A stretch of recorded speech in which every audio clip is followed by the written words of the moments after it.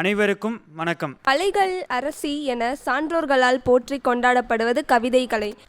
அப்படிப்பட்ட கவிதைகளையும் கவிஞர்களையும் சிறப்பித்து பாராட்டி கொண்டாடுவது இந்த உலக கவிதைகள் தினம் ஆண்டுதோறும் கொண்டாடப்படுகிறது. ஒவ்வொரு மனிதர்களுக்குள்ளும் ஒரு கவிஞன் ஒளிந்து கிடக்கின்றான். கரைகள் படிந்து காதைகள் கூட கவிஞர்களால் காவியமாகிறது. அப்படிப்பட்ட கவிஞர்களுக்கு உலக கவிதைகள் தினத்தை முன்னிட்டு நம் SRM தமிழ் பேராயம் மற்றும் பார்வேந்தர் மாணவர் தமிழ் மன்றம் நடத்தும் கவியரங்கம் நானும் என் கவிதையும் நிகழ்வுக்கு இனிதே தொடங்குகிறது. மேலும் இன்று ஒரு கவிஞரின் நூல் வெளியீட்டு விழா. கவிஞர் மா. லோகேஷ் ஐயா அவர்களின் நூல் இன்று வெளியிடப்பட உள்ளது. இந்த நாளில் வேந்தர் நெறி என்னும் காலாண்டிதழ் வெளியிடப்பட உள்ளது. சிறப்பான நம் கவியரங்க நிகழ்வை மேலும் சிறப்பு செய்யும் வகையில் நூல் வெளியீடு நடக்கவிருக்கிறது. வேந்தர் நெறி காலாண்டியல் நூலை நம் தமிழ் பேராய செயலர் முனைவர் ப. ஜெய் கணேஷ் ஐயா அவர்கள் வெளியிட நம் தமிழ் பேராய உதவி பேராசிரியர் முனைவர் ஜெய் ஜெகத்ரட்சகன் ஐயாவும் முனைவர் மா. லோகேஸ்வரன் ஐயா அவர்களும் பெற்றுக்கொள்கிறார்கள்.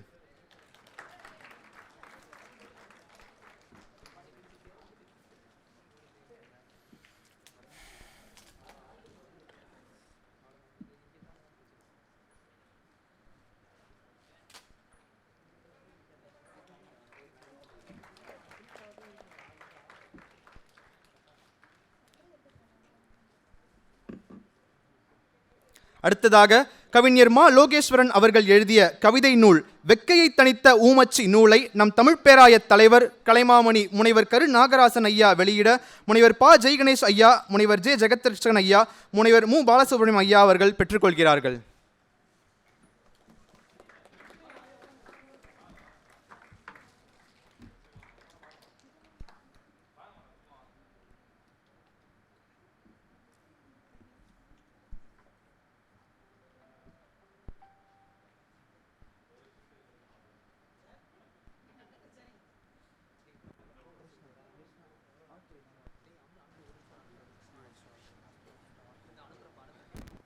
அற்புதமான இந்த நூலினை எழுதிய கவிஞர் நூலாசிரியர் அவர்களுக்கு நமது தமிழ் பேராய தலைவர் அவர்கள் பொன்னாடை போர்த்தி மரியாதை செலுத்துவார்.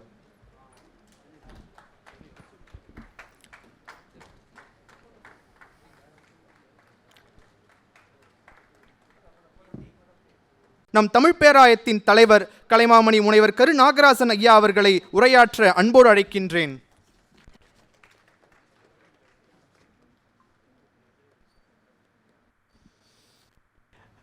அனைவருக்கும் அன்பான பிற்பகல் வணக்கம்.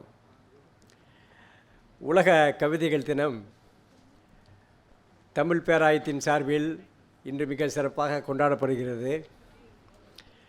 2 நிகழ்ச்சிகள் இந்த விழாவை சிறப்பிக்கின்ற விதத்தில் அமைக்கப்பட்டிருக்கின்றன. நானும் என் கவிதையும் என்ற தலைப்பில் நம்முடைய பார்வேந்தர் மாணவ மன்றத்தினுடைய கவிஞர்கள் இங்கே தம்முடைய கவிதைகளை அரங்கேற்ற இருக்கின்றார்கள். அதற்கும் மேலாக இந்த நிகழ்ச்சிக்கு சிறப்பு சேர்க்கின்ற விதத்தில் கவியரங்கிற்கு தலைமை தாங்கக்கூடிய பேராசிரியர் லோகேஷ் ராமாய் அவர்கள் ஒரு அருமையான கவிதை நூலை படைத்திருக்கின்றார்கள். வெக்கையை தணிக்கும் ஊமச்சி என்ற தலைப்பிலே ஒரு அருமையான கவிதை நூல். அந்த கவிதை நூலை வெளியிடக்கூடிய நிகழ்வாகவும் இந்த நிகழ்ச்சி அமைந்தது எங்களுக்கெல்லாம் இரட்டிப்பு மகிழ்ச்சியை தருகிறது. உள்ளபடியே ஆண்டுதோறும் இந்த நிகழ்ச்சியை நாம் தொடர்ந்து நடத்தி கொண்டு வந்தாலும் கூட இந்த ஆண்டு நடைபெறுகின்ற இந்த நிகழ்ச்சி தான் அர்த்தமுள்ள உலக கவிதைகள் தின நிகழ்ச்சியாக நான் கருதுகின்றேன். இதற்கு முன்பு இதே நிகழ்ச்சியிலே ஆய்வு நூல்கள், ஆய்வு கட்டுரைகள் எல்லாம் வெளியிட்டிருக்கின்றோம். ஆனால் இன்றுதான் ஒரு அருமையான கவியரங்கம் மாணவர்கள் பங்கேற்கின்ற விதத்திலே நடைபெற இருக்கிறது. அதற்கு மேலாக ஒரு அருமையான மிகச்சிறந்த ஒரு கவிதை நூலை வெளியிடக்கூடிய வாய்ப்பு இந்த நிகழ்ச்சியிலே அமைந்திருப்பது மிகுந்த மகிழ்ச்சியை தருகின்றது. இப்போதெல்லாம் பெரும்பாலும் பலர் கவிதை எழுதுகின்றார்கள். சிறுகதைகள், புதினங்கள் படைப்பவர்களை விட, ஆய்வு கட்டுரைகள் வடிப்பவர்களை விட கவிஞர்கள் மிக அதிகமாக காணப்படுகின்றார்கள். இது எல்லோருக்கும் எளிதாக வரக்கூடிய கைவரக்கூடியது என்ற எண்ணத்தாலா அல்லது தங்கள் கவிதை ஆற்றல் இருக்கின்றது, அதை வெளிப்படுத்த வேண்டும் என்ற எண்ணத்தாலா என்று தெரியவில்லை. பெரும்பாலான மாணவர்கள், எழுத்தாளர்கள், தமிழ் அறிஞர்கள் தங்களை கவிஞர்கள் என்று காட்டிக்கொள்வதிலே மிகுந்த ஆர்வம் காட்டுகிறார்கள். ஆனால் எத்தனை கவிஞர்கள் காலம் கடந்து பேசப்படுவார்கள், எத்தனை கவிதைகள் காலம் கடந்து நிற்கும் என்பதை பொறுத்துத்தான் இந்த கவிதைகளுடைய தரம் நிர்ணயிக்கப்படும். நானும் கவிதை எழுதுகிறேன் என்ற எண்ணத்திலோ அல்லது தங்கள் மேதாவிலாசத்தை வெளிப்படுத்த வேண்டும் என்ற எண்ணத்திலோ யாரெல்லாம் கவிதை படிக்கின்றார்களோ அந்த கவிதைக்கு ஆயுசு ரொம்ப குறைச்சி தான். ஆனால் சமுதாயத்தில் காணக்கூடிய அவலங்களை எல்லாம் பதிவு செய்ய வேண்டும் என்ற எண்ணத்திலும் அந்த அவலங்களுக்கு தீர்வு காண்பதற்கு நான் என்ன நினைக்கின்றேன், என்ன சொல்கின்றேன் என்ற எண்ணத்திலும் யாரெல்லாம் கவிதை படிக்கின்றார்களோ அந்த கவிதைகள் காலம் கடந்து பேசப்படும். மகாகவி பாரதியாருடைய கவிதை இன்றைக்கும் பேசப்படுகின்றது, இன்னும் பல ஆண்டுகளுக்கு பின்பும் பேசப்படும். அதற்கு என்ன காரணம் என்றால், எல்லாருக்கும் பயன்படக்கூடிய, எல்லோருக்கும் ஏதோ ஒரு விதத்தில் பாதிப்பை உண்டாக்கக்கூடிய, எல்லாரும் சந்திக்கக்கூடிய பிரச்சனைகளுக்கு தீர்வு காட்டக்கூடிய விதத்திலே மகாகவி பாரதியார் கவிதைகளை படித்தார். அவர் தன்னுடைய மேதாவிலாசத்தை காட்டுவதற்காகவும் தான் ஒரு பெரிய கவிஞர் என்று காட்டுவதற்காகவும் கவிதைகள் படைக்கவில்லை. சீர்கெட்ட இந்த சமுதாயம் எவ்வாறு சிந்திக்க செய்ய வேண்டும், இந்த சமுதாயத்தை மேம்படுத்துவதற்கு தன்னுடைய கவிதை ஆற்றலை எவ்வாறெல்லாம் பயன்படுத்தலாம் என்றெல்லாம் அவர் சிந்தித்தால்தான் அந்த சிந்தனை இன்றைக்கும் பயன்படுகிறது, இனி வரும் காலங்களுக்கும் பயன்படும். எனவே அப்படி யாரெல்லாம் தங்களை பாதிக்கின்ற, தாங்கள் சந்திக்கக்கூடிய பிரச்சனைகளை ஊடுருவி உற்று நோக்கி இதை நீக்குவதற்கு என்ன வழி, இதை போக்குவதற்கு நம்முடைய கருத்து என்ன என்று எண்ணக்கூடிய விதத்தில் கவிதைகளை படிப்பீர்கள் என்றால் அந்த கவிதைகள் காலம் கடந்து உங்கள் பெயரை பேசிக்கொண்டிருக்கும். நம்முடைய மாணவ கவிஞர்கள் மிக அருமையாக கவிதை படிக்கின்றார்கள். நாங்கள்லாம் கல்லூரியில் படித்த காலத்தில் கவிதை எழுதினோம். ஆனால் கல்லூரியில் படித்து பட்டம் பெற்று ஆசிரியராக சேர்ந்து பல ஆண்டுகளுக்கு பின்புதான் எங்களுக்கு நூல் வெளியிட வேண்டும் என்ற நம்பிக்கையே வந்தது. அது வரைக்கும் கவிதை எழுதிக்கிட்டு இருந்தான். ஆனால் நூலாக வெளியிட முடியுமா, நான் வெளியிடக்கூடிய நூல் சமுதாயத்திலே ஏற்கப்படுமா என்றெல்லாம் எண்ணம் எங்களுக்கு இல்லை. அப்போ நான்லாம் தமிழ் வாத்தியாராக வந்த பிறகு ரொம்ப வருஷத்துக்கு பிறகு தான் நான் புத்தகம் எழுத ஆரம்பித்தேன். அதுக்கு பிறகு தொடர்ந்து எழுதி இன்றைக்கி 75% எழுதியிருக்கேன். ஆனால் நான் எழுத தொடங்கும் போது எனக்கு வயசு 30 வயசுக்கு மேலே ஆயிடுச்சு. அதுக்கு பிறகு தான் எழுதினேன். ஆனால் இன்றைய மாணவ கவிஞர்கள் மாணவராக இருக்கும்போதே கவிதை எழுதிட்டுருக்காங்க. பாருங்கள், சூரஜ் உடையிலேயே வைரமுத்து மாதிரி இருக்கார். அவர் ஒரு வருங்கால வைரமுத்தாவே வந்துடுவார். அந்த மாதிரி நம்ம ராமமூர்த்தி, எல்லா வழக்கறிஞர், அது மாதிரி எல்லா கவிஞர்களையுமே அந்த அந்த அந்த அருமையான தங்கச்சி சின்ன பொண்ணு எல்லாருமே ரொம்ப வியப்பாக இருக்குது. அவங்க கவிதை படிக்கும்போது மகிழ்ச்சியாக இருக்குது. நான் இவங்க வயசில் நம்மளால் இப்படி எழுத முடியலையே அப்படிங்கிற தவிப்பு எனக்கு இருந்தது உண்டு. அப்படி அருமையாக எழுதுகிறாங்க. ரொம்ப ரொம்ப ஷார்ப்பாக சிந்திக்கிறாங்க. நேரடியாக சமுதாய பிரச்சனையை அணுகிறாங்க.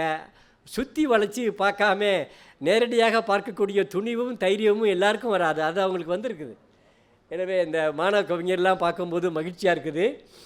அவர்கள் இன்னும் சிறந்து விளங்க வேண்டும் என்று என்னுடைய வாழ்த்தை தெரிவித்துக் கொள்கிறேன். நம்முடைய அன்பு சகோதரர் லோகேஷ் அவர்கள் மிக அருமையான நூலை படைத்திருக்கிறார். மத்தியானம் என்கிட்ட கொடுத்தாரு. எல்லாத்தையும் நான் படித்து பார்க்க முடியல. ஆங்காங்கே சில கவிதையை படித்து பார்த்தேன். அது அத்தனை கவிதையுமே முத்துக்களாக இருந்துச்சு. ஊசலாட்டம்னு ஒரு கவிதை எழுதியிருக்கிறாரு.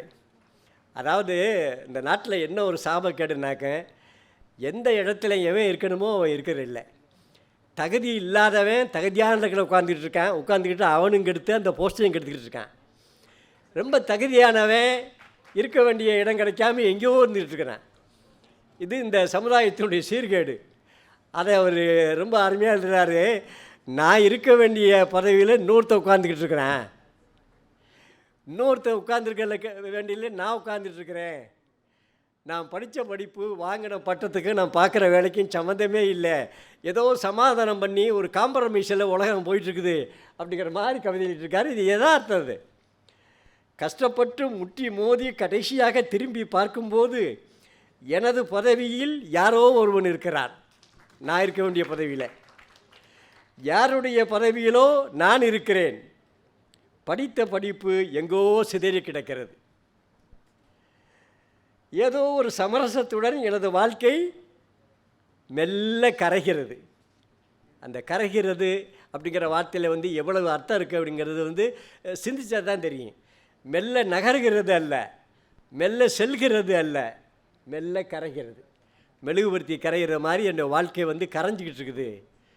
நான் எதையும் நோக்கி நகரவில்லை, கரைந்து என்னுடைய வாழ்க்கை கரைந்து கொண்டிருக்கிறது.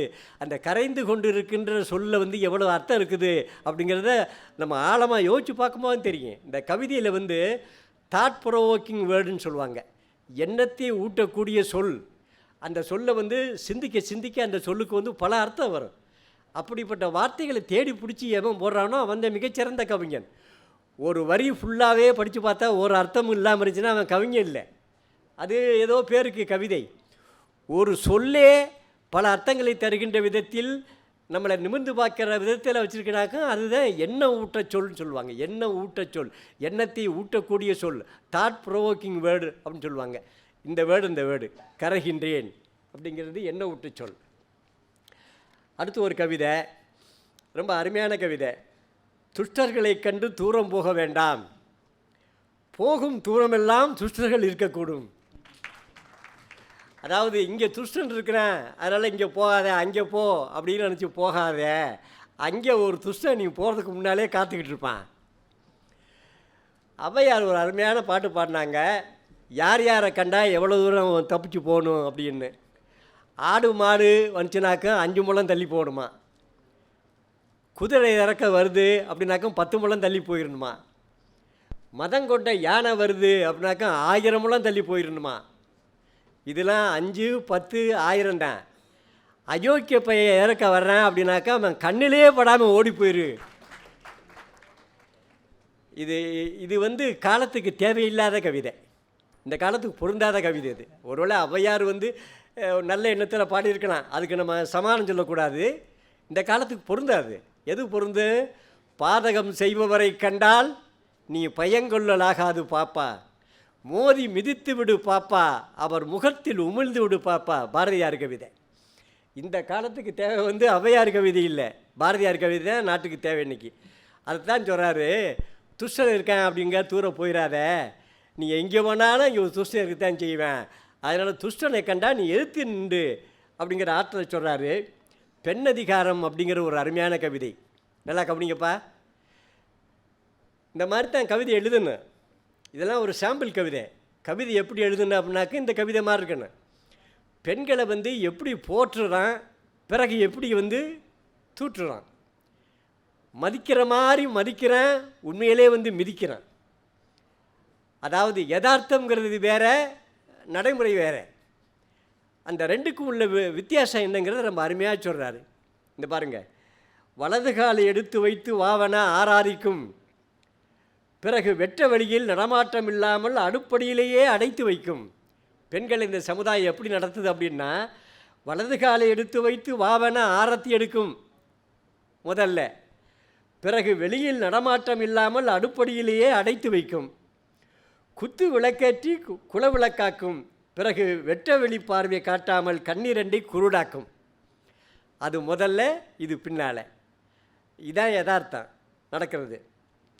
அம்மி மிதித்து அருந்ததி பார்க்க வைக்கும், பிறகு நேரங்காலம் பார்க்காமல் உடலையே உருக்க வைக்கும். கருவுற்றால் கருணை காட்டும், இல்லை என்றால் கலகம் மூட்டும். கருவுற்றால் கருணை காட்டும், இல்லை என்றால் கலகம் மூட்டும். வலது காலை எடுத்து வை, அம்மி மிதி, அருந்ததி பார், விளக்கேற்று, ஆனால் உன் வாழ்க்கை இருட்டுன்னும் போது அந்த வீட்டையே எரித்து விட்டு வா. பாருங்கள், ரொம்ப வரிசையாக சொல்ல பாருங்க. அம்மி மிதி, தப்பு இல்லை, மிதி. அருந்ததி பார்க்கணுமா, பார்த்து தொலை, ஒன்றும் தப்பு இல்லை. விளக்கை ஏற்றணுமா, நல்லா ஏற்று. ஆனால் உன் வாழ்க்கை இருட்டாகும் அப்படின்னாக்க எந்த வீடு உன் வாழ்க்கையை இருட்டாக்குதோ அந்த வீட்டையே எரிச்சிட்டு வா அப்படிங்கிறார். ரொம்ப ஆக்ரோஷமான கவிதை, ரொம்ப அருமையான. நான் படித்த கவிதை இந்த கவிதை தான். இது வந்து ஒரு பதச்சோறு தான். இது மாதிரி பல மிகச்சிறந்த கவிதைகளை படைத்த கவிஞர் அவர்களை நான் மனமாற வாழ்த்துகிறேன். இந்த உலக கவிதை தினத்தில் இப்படிப்பட்ட ஒரு ஒப்பற்ற கவிதை நூலை வெளியிடக்கூடிய வாய்ப்பு எனக்கு கிடைத்ததில் நான் மிகுந்த மகிழ்ச்சி அடைகிறேன். வருங்கால தமிழ வரலாறு, இலக்கிய வரலாறு இந்த கவிஞனையும் இந்த நூலையும் நிச்சயமாக பேசும் என்ற நம்பிக்கையோடு இந்த நல்ல வாய்ப்பிற்கு நன்றி கூறி விடுவருகிறேன். வணக்கம்.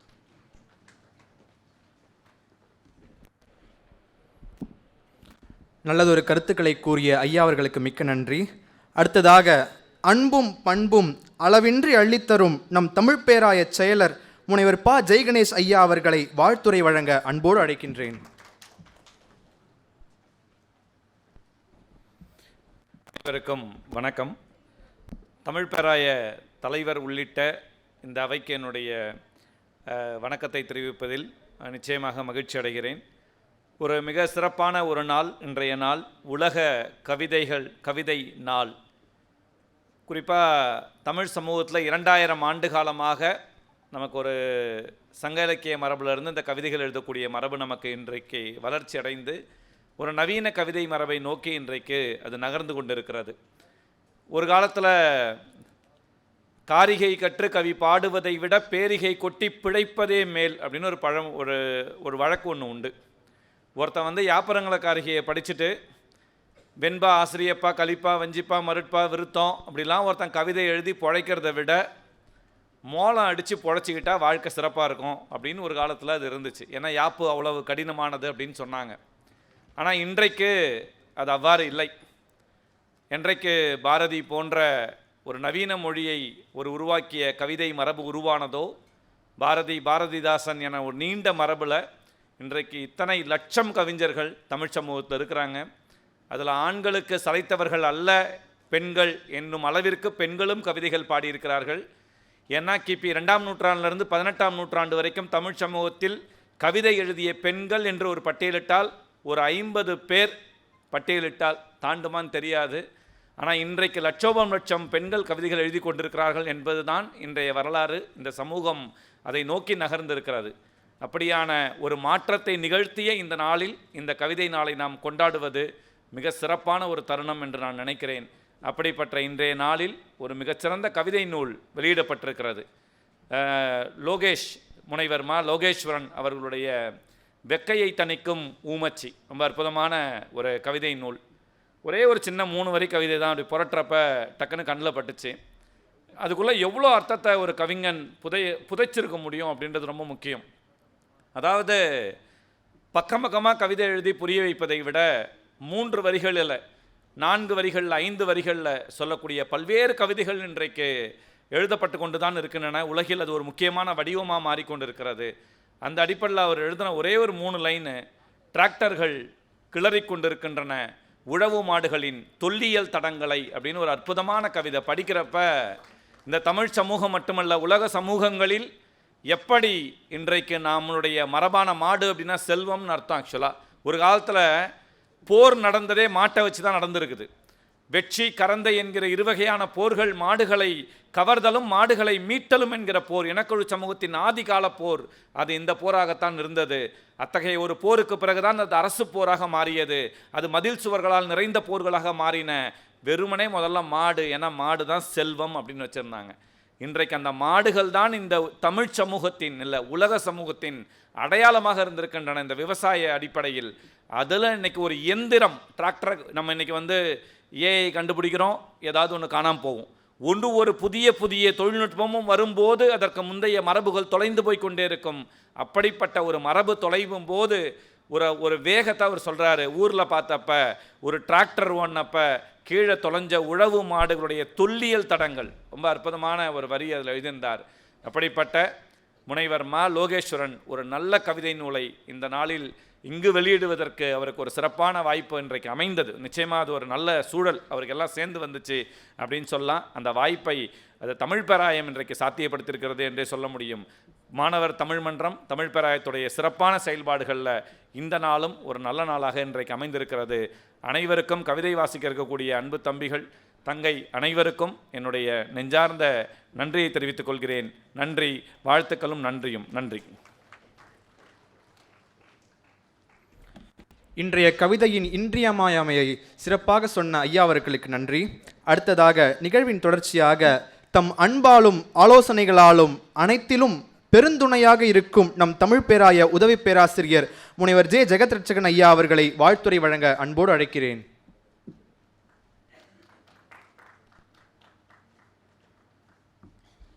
அனைவருக்கும் வணக்கம். செல்வி அகல்யா பேசும்போது சொன்னாங்க ஒவ்வொரு மனிதர்களுக்குள்ளும் ஒரு கவிஞர்கள் உண்டுன்னாங்க. அதே மாதிரி ஐயா பேசும்போதும் சொன்னாங்க நிறைய கவிஞர்களோட பெருக்கம் அதிகமாகிடுச்சு அப்படின்னு சொன்னாங்க. கவிஞர்கள் பெருத்து விட்டது அது பெருசு கிடையாது. ஆனால் எழுதிட்டு அதை வந்து எல்லாரும் படிக்கணும், எல்லாருடைய பார்வைக்கு கொண்டு வரும்போது கவிதையின் மீதான ஒரு சலிப்பு வந்து பார்த்தா தன்னிச்சையாக ஏற்படுகின்றது. அப்படியான சலிப்பை வந்து பார்த்திங்கன்னா ஒரு போக்குகின்ற ஒரு நல்ல நூலாக நான் நண்பர் லோகேஷ் அவர்களுடைய அந்த வெக்கையை தணிக்கும் ஊமச்சி என்கின்ற அந்த கவிதை தொகுப்பை என்னால் பார்க்க முடியுது. அந்த தலைப்பே வந்து பார்த்தீங்கன்னா ஒரு மிகப்பெரிய ஒரு அடர்த்தியான ஒரு கவித்துவத்தை வந்து உள்ளடக்கி இருக்குது. வெக்கையை தணிக்கும் ஊமச்சி. வெக்கை அந்த சூடு அனல் நமக்கு தெரியுது. இந்த ஊமச்சி என்பது எத்தனை பேருக்கு தெரியும்? தெரியுமா? ஊமச்சின்னா எத்தனை தெரியுமா? ஊமச்சின்றது பேசாதவங்களை ஊமச்சின்னு சொல்லுவாங்க. இன்னும் ஊமச்சின்றது நத்தையோட சின்ன வடிவத்தில் வந்து பார்த்தீங்கன்னா ஊமச்சின்னு சொல்லுவாங்க. அது ரொம்ப குளிர்ச்சியாக இருக்கும்.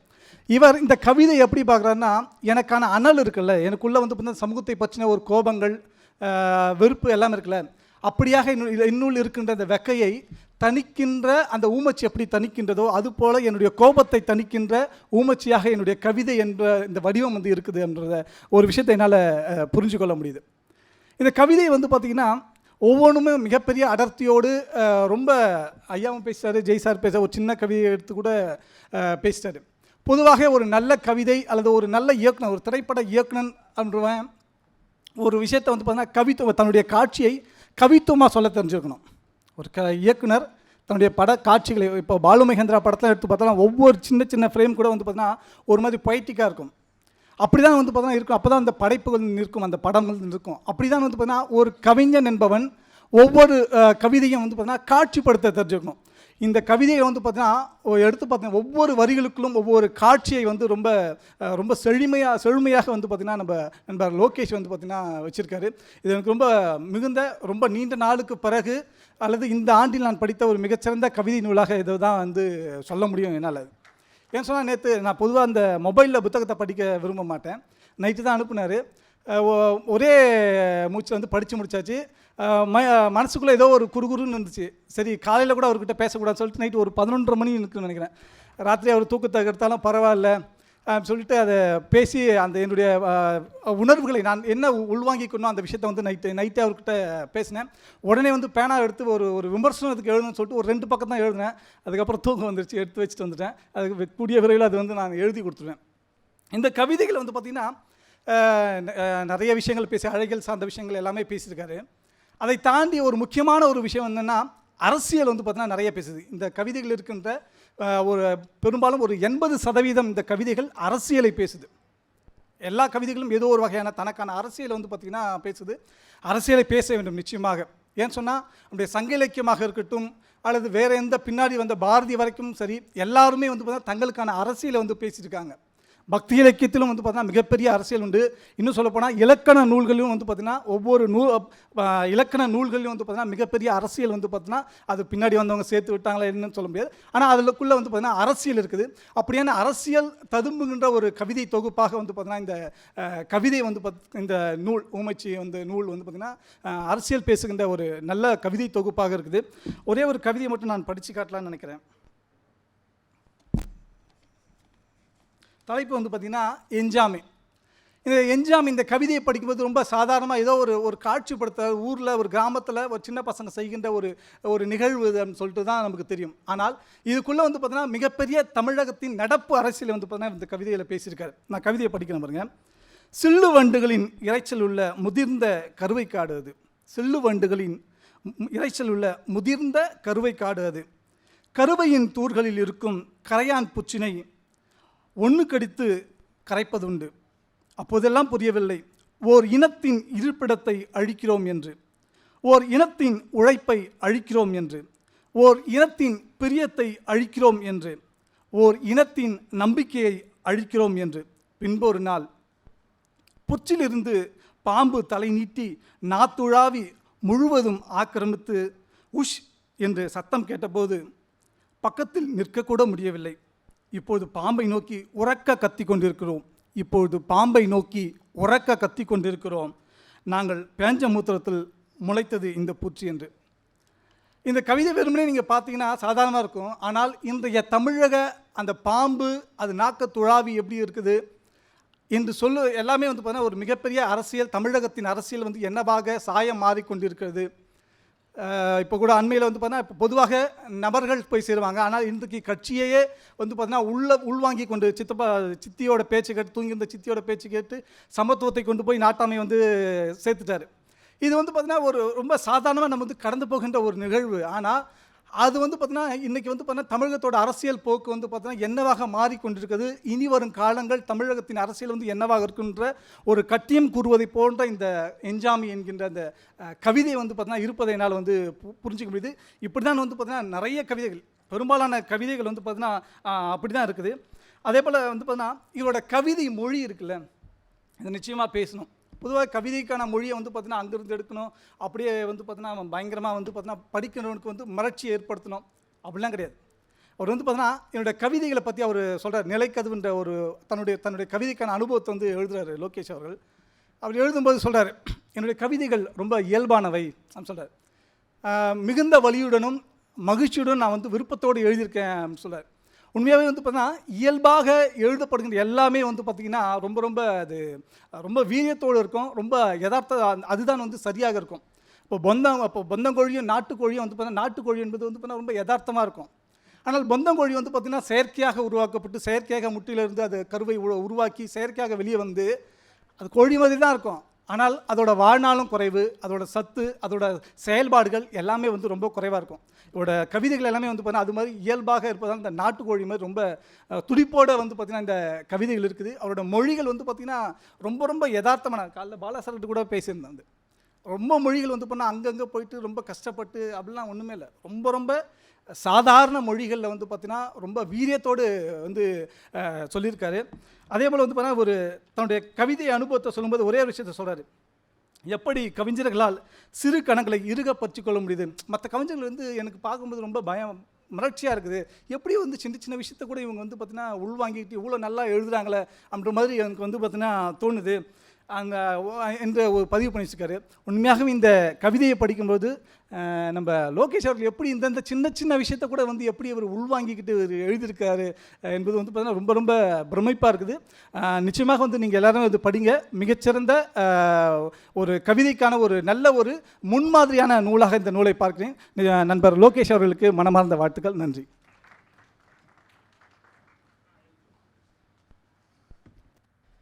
அனைவருக்கும் மதிய வணக்கம். இன்று வெக்கையை தணிக்கும் ஊமச்சி என்ற நூலை வெளியிட்ட நம்முடைய தமிழ் பேராய தலைவர் ஐயா அவர்களுக்கு நெஞ்சார்ந்த நன்றி. நூலாசிரியர் அவர்களுக்கும் வாழ்த்துக்களை தெரிவித்துக் கொள்கிறேன். ரொம்ப இதுவாக நான் பேச மாட்டேன், கரெக்டாக 3 நிமிஷம் தான் பேசிடுறேன். ஏன்னா லோகேஷ் ஐயாவோட கவிதையை வந்து நான் இணையத்தில் வந்து ஒரு கவியரங்கில் நம்ம கேட்டேன். நான் கேட்குறப்போ வாசிக்கிறப்போ கவிதைகளை தொடர்ந்து கேட்டுட்ருக்கோம், வாசிச்சுட்ருக்கோம், படிச்சுட்ருக்கிறோம். அவர் கவிதையை வாசித்து முடித்தா நான் உடனே ஒரு ஃபோன் பண்ணி கேட்டேன், பேசிட்டேன். அதான் இப்போ 11:30 மணிக்கு பேசுன மாதிரி தான் நான் உடனே பேசினேன். எங்கே சார் இருந்தீங்க ஒரு நாள் அப்படின்னு கேட்டேன். எங்கே சார் இருந்தோம், ரொம்ப சந்தோஷமாக இருந்தது. ஏன்னா வந்து நம்முடைய தமிழ் பேராய தலைவர் மிக சிறந்த கவிஞர் கலைமாமணி, அவங்களோட நாங்களாம் பணியாற்றுறோம். ஜெய் சார் எழுதுவாங்க, ரஞ்சன் சார், மேடம் எல்லோரும் கவிதை எழுதுவாங்க. இங்கேயும் மறுபடியும் வந்து தமிழ் துறையில் இன்னொரு கவிஞர் வந்து இணைஞ்சிருக்கார் அப்படின்றப்போ ரொம்ப மகிழ்ச்சியாக இருந்தது. மிக அற்புதமான கவிஞர் அவருடைய படிமங்கள்லாம் வரும்ல, அவர் படிக்கிறப்போ அந்த காட்சி விஷுவல் நம்ம கண்ணில் தெரியும். அது அப்படி ஒரு விஷயங்கள் அப்படியே ஓடிக்கிட்டு இருக்கும். மிக அற்புதமான ஒரு கவிஞர். இதை பேரில் தான் அந்த வெக்கையை தணிக்கும் ஊமச்சி என்று வைத்திருக்கிறார். இது ஊமச்சியாக இருந்தாலும் இந்த கவிதையை இந்த உலகம் பேசிக்கொண்டே இருக்கும். அது நிச்சயமாக நான் சொல்லுவேன். ரொம்ப அருமையான கவிதை, ரொம்ப யதார்த்தமாக இருக்கும். ஒரு சின்ன ஒரு கவிதை, இந்த ஒரு கவிதையோடு முடித்தேன். எல்லோரும் கவிதையை வாசிட்டாங்க. என்னுடைய செல்ல பிராணி அவன். கண்களை பிதுக்கிக் கொண்டு காவல் காக்கும். என்னிடம் அது நெருங்கியதே இல்லை. வீட்டார் யாரும் பக்கமாக கூட சென்றதில்லை. அதை நாங்கள் தான் வளர்க்கிறோம். பயந்தாங்கோலி அவன். நாம் கூப்பிட முடியாது, அவன்தான் நம்மை கூப்பிடுவான். ஒரு நாளும் உணவு வைத்ததில்லை, அவனே எடுத்துக்கொள்வான். இரவு செக்யூரிட்டி அவன். டியூட்டியை சில சமயம் ஆள் மாற்றி விடுவான். சகுனக்காரன், வாழ்வெட்டி, பாம்புநாக்கன், இப்படி பல பெயர்கள் உண்டு. இருந்தாலும் அவனை பப்ளு என்று தான் அழைப்போம். இது வரைக்கும் அப்படியே வந்திருப்பீங்க. இது கவிதை முடியல. கடைசி 2 வரியில் தான் ஒரு ஷார்ப்பு சறுக்குன்னு ஒரு கத்தி குத்துற மாதிரி குத்திட்டு போயிடுவார். அவனை பப்ளு என்று தான் அழைப்போம், பள்ளி என்று ஒருபோதும் அழைத்த ஞாபகம் இல்லை. இது எல்லாத்தையும் டிஸ்கிரைப் பண்ணிட்டு தான் பள்ளியை பற்றி சொல்லிட்டு வர்றார். நம்மளோட மைண்டில் அது ஒரு நாயாக இருக்குமோ அப்படின்னு. ஸோ வாசகர்கள் இது கவிதையை படிக்கிறவங்க எல்லாரும் ஏதோ ஒன்று நினச்சிட்டு இருப்பாங்க. அங்கே ஆசிரியர் வந்து கடைசியில் ஒரு புள்ளியை வச்சு அப்படியே டோட்டலாக திருப்பி விட்டு போயிடுவார். அப்படி திருப்பி விடுற திறமை வந்து லோகேஷ் ஐயாவுக்கு ரொம்ப லாபகப்பட்டிருக்கு. இது ரொம்ப இந்த கவிதையை படிக்க நினச்சேன். கவிதைக்கு தலைப்பு வைக்கிறப்ப பேசுகிற பப்ளுன்னு கூட வைக்கலாமா அப்படின்னு எனக்கு தோணுச்சு. பட் அது வந்து சிறுவர்களுக்கான நூலாகிடுங்க. ஏன்னா ஒரு நல்ல விஷயம் அதை வந்து இப்படியெல்லாம் சொல்ல முடியும் அப்படின்னு நிறைய கவிதைகள் இருக்குது. எல்லா கவிதையும் நாங்கள் வந்து தொடர்ந்து பேசிக்கொண்டே இருக்கலாம். இதுக்கு ஒரு தனி அரங்கம் அமைக்க வேண்டும். மாணவர்கள் கவிஞர்லாம் இருக்காங்க. கவியரங்கத்திற்கு வழிவிட்டு ஆசிரியருக்கு வந்து வாழ்த்துக்களை நெஞ்சார தெரிவித்துக் கொள்கிறேன். நன்றி, வணக்கம். அடுத்ததாக ஏற்புரை வழங்க நூலாசிரியரை அன்போடு அழைக்கிறோம். தமிழ் பராய செயலர் ஜெயகணேஷ் அவர்களுக்கும் தமிழ் பராய உதவி பேராசிரியர்களுக்கும் இன்று கவி பாட இருக்கக்கூடிய மாணவ நண்பர்களுக்கும் அனைவருக்கும் என்னுடைய பணிவான வணக்கம். இந்த அருமையான பொழுதில் என்னுடைய இந்த நூலை வெளியிட்டமைக்கு நான் மிகுந்த நன்றியை தெரிவித்துக் கொள்கிறேன். வெக்கையை தணிக்கும் ஊமச்சி என்கிற இந்த நூல் வெளிவருவதற்கு பலரும் காரணமாக இருந்தாலும் நான் இருவரை முக்கியமாக குறிப்பிட வேண்டும். ஒன்று, முதல் காரணம் ஐயா பாலசுப்ரமணியன் ஐயா அவர்கள்தான். கவியரங்கம் நான் வாசித்திருக்கிறேன், எழுதியிருக்கிறேன். கவிதைகள் முகநூலில் ஏராளமான கவிதைகளை எழுதியிருக்கிறேன். ஆனாலும் பாலசுப்ரமணிய ஐயா என்னுடைய வாழ்க்கையில் குறுக்கே வரவில்லை என்றால் இந்த கவிதை இன்னும் கணினியில் தான் இருந்திருக்கும். அவர் வந்துதான் இதை நீங்கள் செய்ய வேண்டும் என்று உடனடியாக என்னை அழுத்தம் கொடுத்து தொடர்ந்து நான் அந்த பணியிலே ஈடுபட்டு இந்த கவிதை நூலாக இன்று வெளிவந்திருக்கிறது. அவர் தொட்ட இடத்திலிருந்து தான் ஜெயகணேஷ் ஐயா அவர்களும் நீங்கள் நிச்சயம் இதை முடித்துவிட வேண்டும், அதுவும் இந்த வருடத்திலே முடிக்க வேண்டும் என்று அன்பான ஒரு கட்டளையிட்டார். அதன் காரணமாகவே இன்று இந்த நூல் வெளிவந்திருக்கிறது. இந்த கவிதையை பற்றி, இந்த கவிதை நூல் வெளிவந்ததை பற்றி ஏராளமாக பேச வேண்டும். ஆனால் நான் ஒரே ஒரு குறிப்பை மட்டும் சொல்லிவிட்டு நான் இடம்பெறுகிறேன்.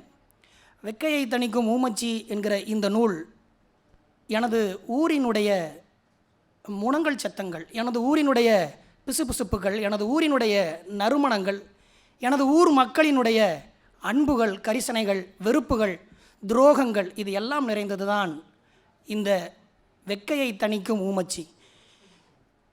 இந்த ஊமச்சி என்பதற்கு நத்தையினுடைய சிறு பிராணி என்று நாம் கூறினாலும் ஊமச்சி என்கிற ஒரு தெய்வமும் எங்கள் ஊரில் உலாவிக் கொண்டிருக்கிறது. ஊமனாச்சி என்கிற அந்த தெய்வத்தை அடிப்படையாக வைத்து ஊமச்சி என்கிற ஒரு சொல்லும் எங்கள் ஊரில் உள்ளது. ஆக இந்த ஊமச்சி எந்த அளவிற்கு வெக்கைகளை தணிக்கிறது என்பதை அடிப்படையாக கொண்டு இந்த கவிதைகள் எல்லாம் இடம்பெற்றிருக்கின்றன. இந்த இடத்தில் இந்த நூல் வெளிவருவதை நான் பெரும் பேராக எடுத்துக்கொள்கிறேன். இந்த வாய்ப்பை வழங்கியமைக்காக தமிழ் பேராயத்திற்கு, தமிழ்துறை தலைவர் ஜெயகணேசையா அவர்களுக்கு அனைவருக்கும் எனது நன்றியை தெரிவித்துக் கொள்கிறேன். நன்றி, வணக்கம். வணக்கம். இன்றைய தினம் உலக கவிதை நாள். இந்த உலக கவிதை நாளை முன்னிட்டு தமிழ் பேராயம் நிகழ்த்துகின்ற, அதிலும் பாரிவேந்தர் மாணவர் தமிழ் மன்றம் நடத்துகின்ற இந்த கவி அரங்கத்திற்கு வருகை தந்திருக்கக்கூடிய தமிழ் பேராய தலைவர், செயலர், தமிழ் பேராய பேராசிரியர்கள், பிற துறை பேராசிரியர்கள், தமிழ்துறை பேராசிரியர்கள், மாணவர்கள், கவிஞர்கள் அனைவரையும் முதற்கண் வருக வருக என அன்புடன் வரவேற்கிறோம். இந்த நிகழ்வினுடைய தலைப்பு நானும் என் கவியும், நானும் என் கவிதையும் என்பது இந்த கவி அரங்கத்தினுடைய பொது பொருண்மையாக அமைந்திருக்கிறது. இதை ஒட்டிய தலைப்புகள் அனைத்தும் அமைந்திருக்கின்றன. உதாரணமாக பிறப்பும் இறப்பும், இளமையும் முதுமையும், நீரும் நெருப்பும், இது போன்ற தன்மையில் ஏராளமான கவிதைகள் 5 நபர்கள் வாசிக்கிறார்கள். இந்த கவிதையினுடைய உட்பொருளை அனைவரும் உணர்ந்து கொண்டு கவிதையினுடைய இந்த அரங்கத்தை அடுத்த தளத்திற்கு எடுத்துச் சொல்லும்படி விரும்பி கேட்டுக்கொள்கிறோம். முதன்மையாக இந்த கவியரங்கத்தை தொடங்குவதற்கு முன்பாக நான் ஒரே ஒரு இது தொடர்பான கவிதையை துவங்கி வைக்கலாம் என்று நினைக்கிறேன். இது நானும் உண்மை தொகையோடு இருப்பதால் நானும் என் கவிதையும் இருக்கிறது அல்லவா, எல்லாருடைய கவிதை தலைப்புகளும் அப்படித்தான் இருக்கிறது. நானும் அப்படியே அமைத்திருக்கிறேன். Tom and Jerry, Tom and ஜெர்ரின்னு வைத்துக்கொள்ளலாம், அல்லது தமிழில் எலியும் பூனையும் என்று கூட வைத்துக்கொள்ளலாம். அவர் இருக்காரா என்று கேட்டுவிட்டு இல்லை என்றாலே வீட்டிற்குள் வருவேன். அவர் இருக்காரா என்று கேட்டுவிட்டு இல்லை என்றாலே வீட்டிற்குள் வருவேன். அவரும் அப்படித்தான். சிறு வயதில் ஒட்டுப்பிடி பிடித்ததற்காக முருங்கை மரத்தில் கட்டி நினைத்து நினைத்து அடித்தவர். சிறு வயதில் ஒட்டுப்பிடி பிடித்ததற்காக முருங்கை மரத்தில் கட்டி நினைத்து நினைத்து அடித்தவர். இந்த கைதானே திருடியது என்று வலது கையில் கொல்லிக்கட்டையால் சூடு போட்டவர். வெண் பொங்கலில் கிடக்கும் மிளகை கீழே போடுகிறேனா என்று இமைக்காமல் உற்று நோக்கியவர். வெண் பொங்கலில் கிடக்கும் மிளகை கீழே போடுகிறேனா என்று இமைக்காமல் உற்று நோக்கியவர். அப்பாவாக இருந்தாலும் எனது இளமை காலத்தின் பரம எதிரியாகவே இருந்தவர். அப்பாவாக இருந்தாலும் எனது இளமை காலத்தின் பரம எதிரியாகி இருந்தவர். வெயிலில் நடந்து போவார், மிதிவண்டியில் செல்லும் நான் அவரை ஏற்றி கொண்டதில்லை. வெயிலில் நடந்து போவார், மிதிவண்டியில் செல்லும் நான் அவரை ஏற்றி கொண்டதில்லை. ஏதோ ஒரு நோயால் பாதிக்கப்பட்டிருந்த போது கூட என்னவென்று எட்டி பார்த்ததில்லை. ஏதோ ஒரு நோயால் பாதிக்கப்பட்டிருந்த போது கூட என்னவென்று எட்டி பார்த்ததில்லை. கல்யாண பேச்சை எடுக்கும் முன் காதல் விவகாரத்தை திமிராகவே சொல்லி வைத்தவன். கல்யாண பேச்சை எடுக்கும் முன் காதல் விவகாரத்தை திமிராகவே சொல்லி வைத்தவன். அவர் மீதான வெறுப்பை தினசரி கொட்டி தீர்க்கிறேன்.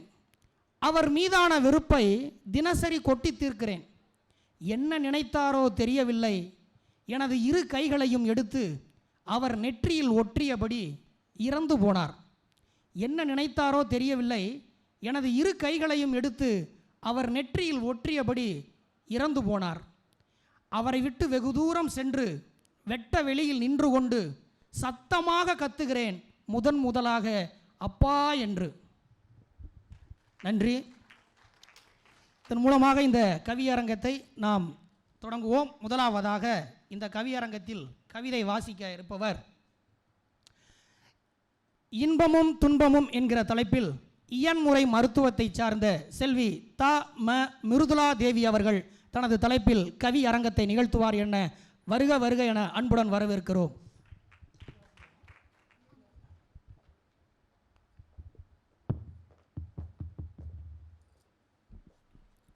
அனைவருக்கும்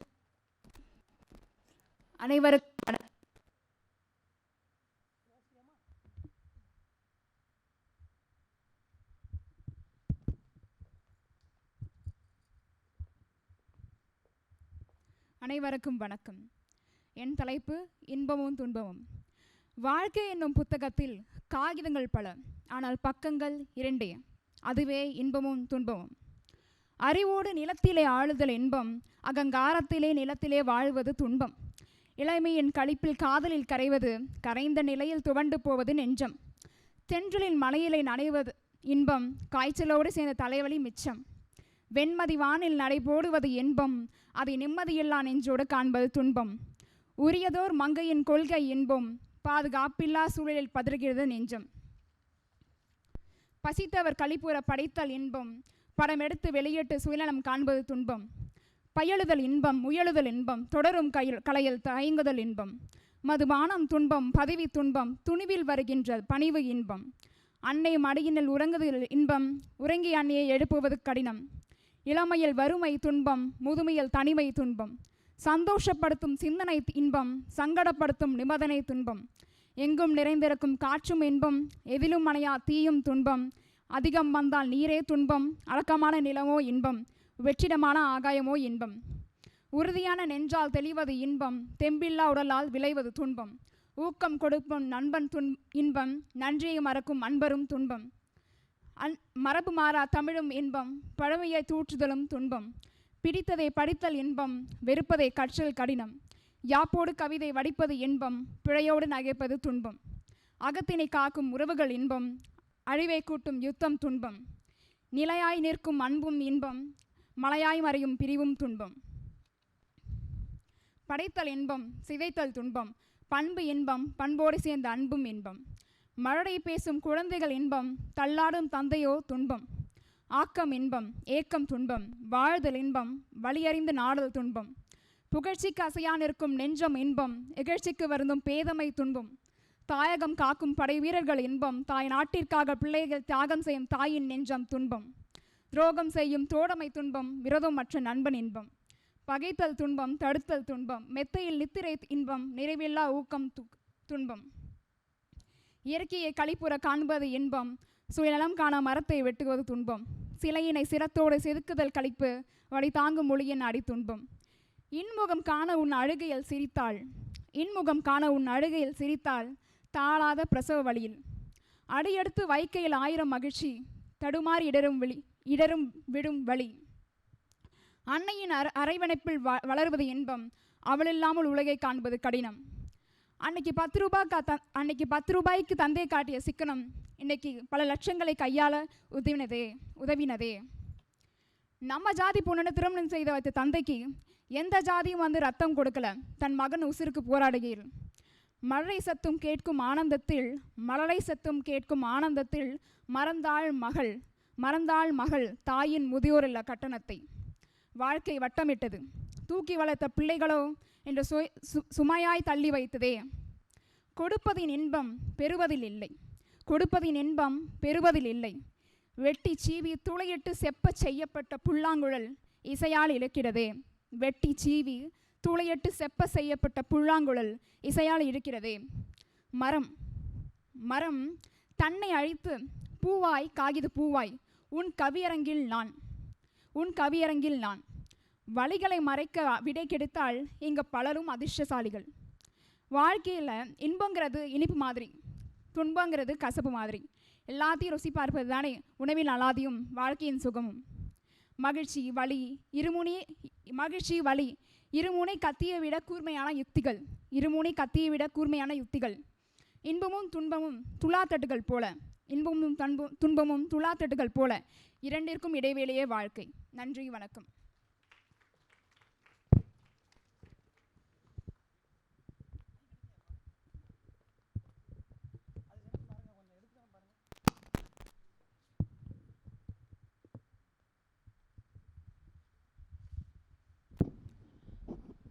செல்வி தாமா மிருதுளா தேவி அவர்களுக்கு வாழ்த்துக்கள். கவிதையினுடைய அந்த வழி தெரிந்திருக்கிறது, சொற்களுடைய ஆளுமையும் செல்வி மிருதுளா தேவிக்கு இருக்கிறது, கோர்வைத்தன்மையும் அதில் இருக்கிறது. இன்னும் அதற்கான நேர்த்தியான பொருண்மையை ஒரு கட்டுப்பாட்டில் வைத்துக்கொண்டு இன்னும் எழுதி கொண்டால் இன்னும் அடுத்த வருடத்திலே மிக தேர்ந்த ஒரு கவிஞராக வரக்கூடிய வாய்ப்பு செல்வி மிருதுளா தேவிக்கு இருக்கிறது. அவருக்கு என்னுடைய பாராட்டுக்கள்.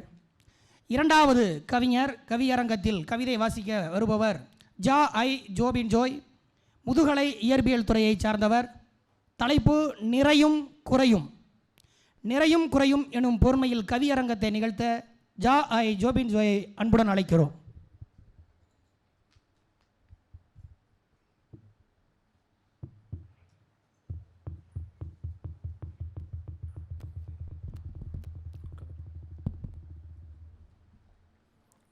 பெற்றெடுத்த அன்னைக்கும் கற்றெடுத்த அறிவுக்கும் முதல் வணக்கம்.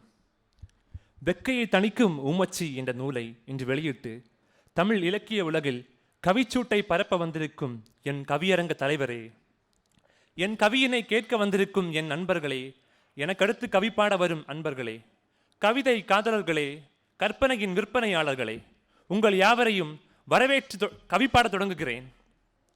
என் கவிதையின் தலைப்பு நிறையும் குறையும்.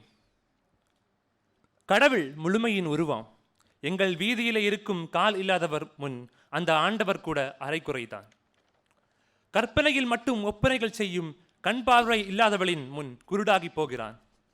நிறை மட்டும் நிறைந்த மாந்தர்கள் என்றால் உண்மையை சொன்னால் ஒருத்தரும் இல்லை. கல்லென வாழும் கடவுளும் கூட நிறைகுறைகள் இங்கு இருக்கத்தான் செய்கிறது. கோயிலுக்குள் நிரம்பி வழிகிறது உண்டியல். கோயிலுக்குள் நிரம்பி வழிகிறது உண்டியல்.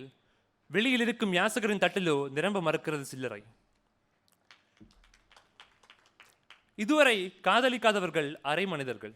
இழுபறை காதலி வாய்த்தவனோ ஆவியாகி வேகுவான். கிரிஞ்சாகி போன காரியங்கள் எல்லாம் அவன் காதலிக்கு முன் மட்டும் கியூட்டாக தெரியும். காதல் வாய்த்த என் நண்பன் கனவுலகத்தில் வாழ்கிறான். காதல் வாய்த்த என் நண்பன் கனவுலகத்தில் வாழ்கிறான்.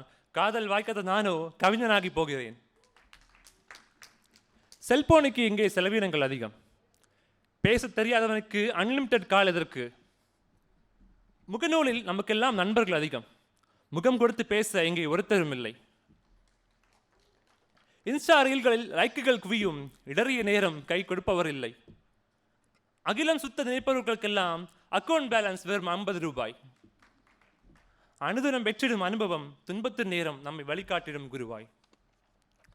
ஆஸ்பத்திரிகள் நிரம்பி வழிகிறது பிரார்த்தனையால். ஆலயங்களும் நிரம்பி வழியுது அர்ச்சனையால். வாழ்க்கையெல்லாம் நிறைந்திருக்கிறது பிரச்சனை. இவற்றில் குறையென நான் எதை சொல்வது? கால்வயரை நிறைக்க ஓடுகிறார்கள் சிலர். கலோரி குறைக்க நடக்கிறார்கள் சிலர். காலப்போக்கில் மறிக்கிறார்கள் பலர். அவர்கள் நடுவிலும் பூக்குகிறதே ஒரு நல்ல ஒரு மலர். திரைப்படம் பார்த்து அதுக்கு குறை மட்டும் காணும் நெகட்டிவ் ரிவ்யூவுகள் நம்மில் பலர். எத்தனை நிறைகள் இருந்தாலும் குறை காணும் குணம் என்னிலும் உண்டு. இருள் இருந்தால் தானே ஒளிக்கு இங்கே பெருமை. குறைகள் இருந்தால் தானே நிறைக்கு இங்கே வளமை. மழை இருந்தால் தானே குடைக்கு இங்கே வேலை. பிழை இருந்தால் தானே பண்டிதனுக்கும் வேலை. இரக்கம் இருந்தால் தான் ஏற்றமும் இருக்கும். உறக்கம் விழித்தால் தான் நாட்டில் மாற்றமும் இருக்கும். நடப்பதன் முதல் படியே விழுவது தான். சிலர் விழுவதே இங்கு மரமாக முளைக்கவே தான். ரோஜாக்கள் பறிக்க முட்களை முடக்கத்தான் வேண்டும். ராஜாக்கள் பிறக்க பல கற்களை கடக்கத்தான் வேண்டும். எத்தனை குறைகள் கொட்டுது மழையாக, அத்தனை குறைகளும் இருக்குது கடலாக. நித்தமும் வரும் நிலவினை கூட தேய்பிறை வந்தால் தான் நாம் தேடவும் செய்வோம். மொத்தமாய் இருக்கும் கதிரவனை சுத்தமாய் யாரும் கண்ணெடுத்து பாரும். நினைவுகளில் நிமித்தம் நித்தமும் ஓட, நிறைகளை எண்ணி நாம் நிம்மதி தேட. கொசுக்களாய் தெரியும் குறைகளும் இங்கே உயிர் குருதியை குடிக்க அனுமதிக்கலாமோ? நிறை இருக்கும் மனதிற்கு குறை தெரிவதில்லை. உரையில் இருக்கும் வாளுக்கு உலகம் தெரிவதில்லை. காதில்லாமல் இங்கு கேட்போரும் உண்டு, கண்ணில்லாமல் காண்போரும் உண்டு. ஐம்புலன் அனைத்தும் அழகாயிருந்தும் ஐயம் கொண்டு கிடப்போரும் உண்டு. ஊனக்கண்களின் ஊனம் தெளிந்தால்தான் உலகிய வாழ்வின் உண்மைகள் புரியும். சாதிய சகதியினை நல் செலவை செய்தால்தான் சாக்கடையில் கூட சந்தனம் மணக்கும். குறை காணும் குணம் குறையாமல் இருந்தால் சகலமும் இங்கே சகதியாய் போகும். நிச்சயம் ஒரு நாள் நிலவது தேயும். நித்திரை கொள்ளாமல் மறுநாளே வளரும். நிகழ்ந்தவை யாவும் நன்மையின் நிமித்தம், நிகழாதவை கூட தீமைக்கு விருத்தம். பாதைகளிலே கிடக்கும் முட்களைப் போல குறைகளை நாமும் கடந்திடுவோமே. நாளுமே பூக்கும் பூக்களைப் போல நிறைகளை நாமும் நினைத்திடுவோமே. ஆக்சிஜனைப் போல நிறைகளை எண்ணி அனுதினம் நாமும் சுவாசிப்போம். வாய்ப்பளித்தமைக்கு நன்றி. வணக்கம்.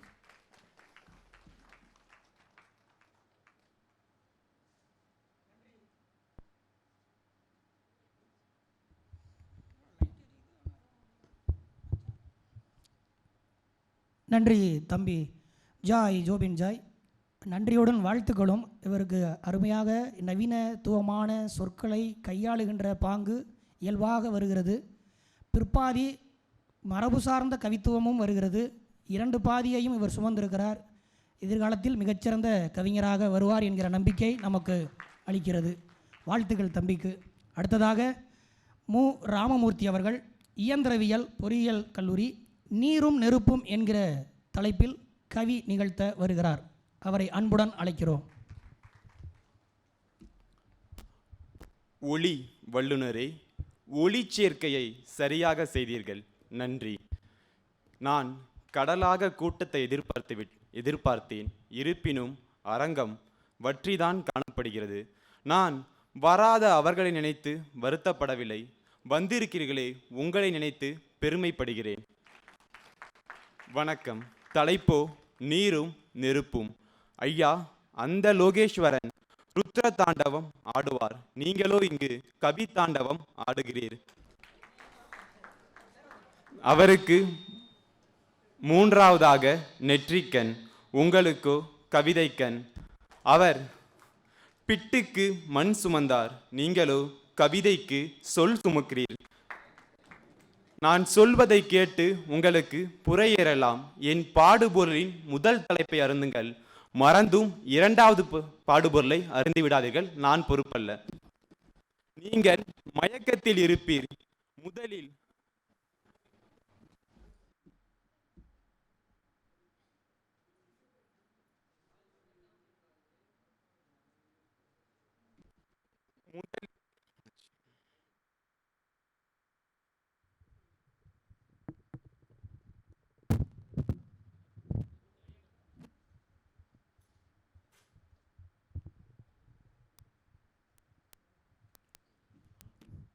முதலில் நீராய் தெளிய வைக்கிறேன்.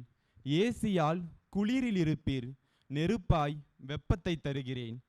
கவி பாட வந்தேன் அரங்கிற்கு, நீரும் நெருப்பும் வழிமறித்தது செக் போஸ்டாய். நீர் சொன்னது தலைப்பில் முதலிடம், பூதங்களில் இரண்டாம் இடம், என்னை பாடென்று. நெருப்பு கவிதை வார்த்தையில் கா கனல், முதலிடம் நான், என்னையே பாடென்று. எனக்கோ பெரும்பாடாயிற்று. நான் உன்னை அணைப்பேன், நெருப்பை நீர் மிரட்டியது. நான் உன்னை ஆவியாக்குவேன், நீருக்கு நெருப்பு கண்டனம் தெரிவித்தது. குத்துச்சண்டை வீரராக இருந்த நீரும் நெருப்பும் நடுவராகிய என்னையே மிரட்ட ஆரம்பித்தது. நெருப்பு உனக்கு காய்ச்சலை தரட்டுமா என்றது, நீர் உன்மீது சளியை சாய்க்கட்டுமா என்றது. நான் சொன்னேன், இரு சொல்லுக்கு ஒரு பொருளாய், இரு நோய்க்கும் ஒரு மாத்திரை பேராசிப்டமல் இருக்கிறது என்று. அரசியல்வாதியாய் நின்றனர் என் கண்முன். நான் யாரை தேர்ந்தெடுக்கலாம் என்று யோசித்தேன். நோட்டாவுக்கு அளிக்கலாமா என்று முடிவு செய்தேன். கவியரங்கம் என்னவாகும்? தலைப்பின்படியே நீருக்கு முதல் முத்திரை படிக்கிறேன். நீர் வைரம், அதை கரியாக பார்க்கிறான் மனிதன். நீர் நாத்திகவாதி ஆகிறது, மனிதன் தன்னை கடவுளாக அறிவித்தால்.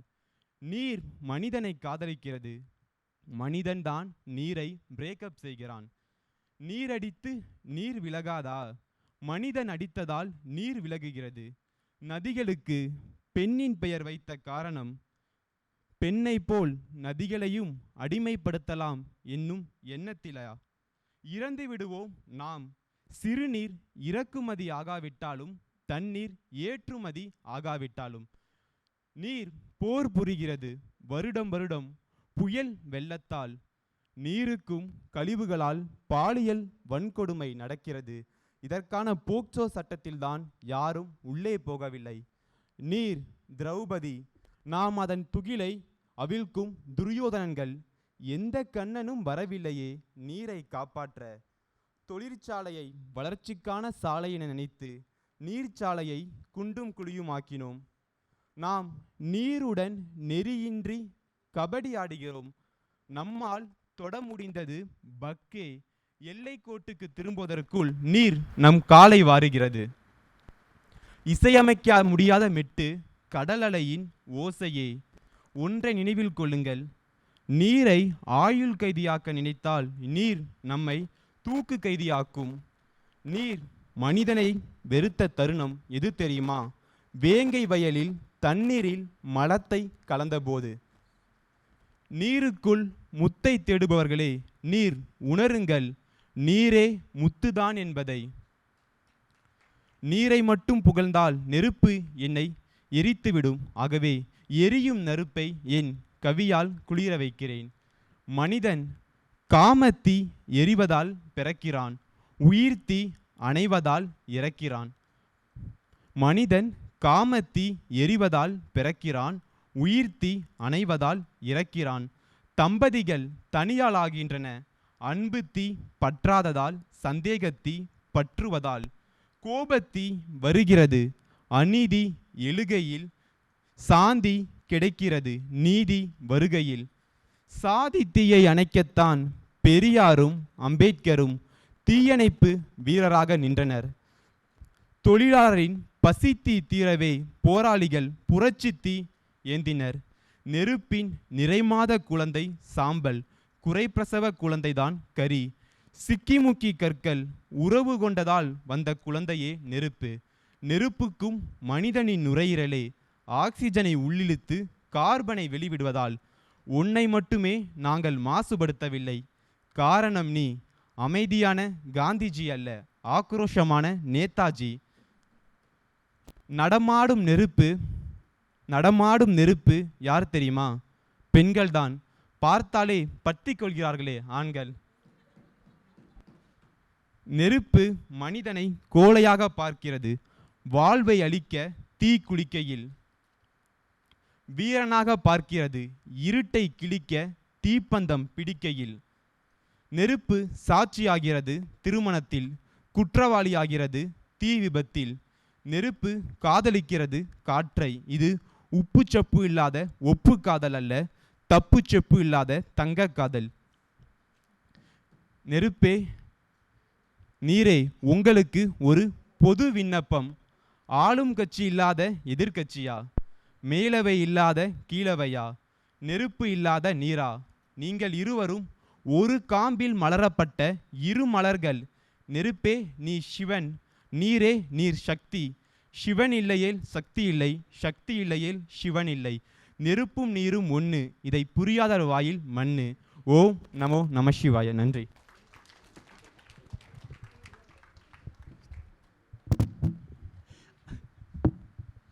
வாழ்த்துக்கள் தம்பி ராமமூர்த்தி அவர்களுக்கு. அது இறுதியில் ஏன் நமோ நமச்சிவாயன்னு தெரியவில்லை.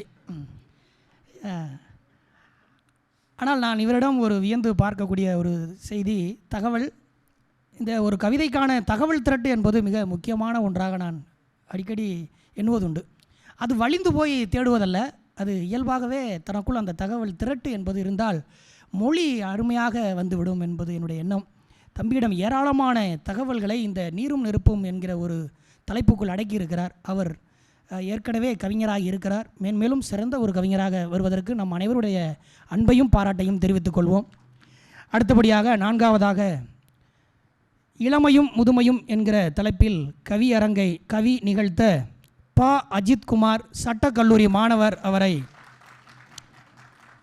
அன்புடன் அழைக்கிறோம்.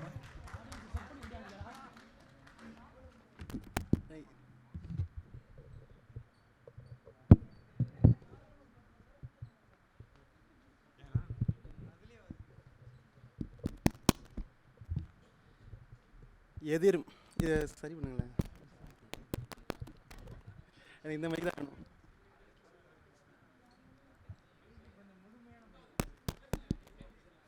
கேட்குதா சார்? எதிரும் புதிருமாக உள்ள உலகில் நானும் என் கவிதையும் என்ற கவியரங்கத்தில் எனக்கும் என் கவிதைக்கும் வாய்ப்பளித்தமைக்கு நன்றி. கவியரங்க தலைவரே, நீர் காட்சியில் இளமை, ஆனால் நான் கேட்டவரை உன் கவிதையில் அனுபவ முதுமை. அதனால்தான் வீற்றிருக்கிறீர் இந்த கவியரங்கில் தலைமை. உம்மை வணங்கி தொடங்குவதே என்னுடைய முதல் கடமை. உமக்கு வாழ்த்து சொல்வதிலும் இந்த புத்தக வெளியீட்டுக்கு வாழ்த்து சொல்வதிலும் எனக்கு மிகுந்த பெருமை.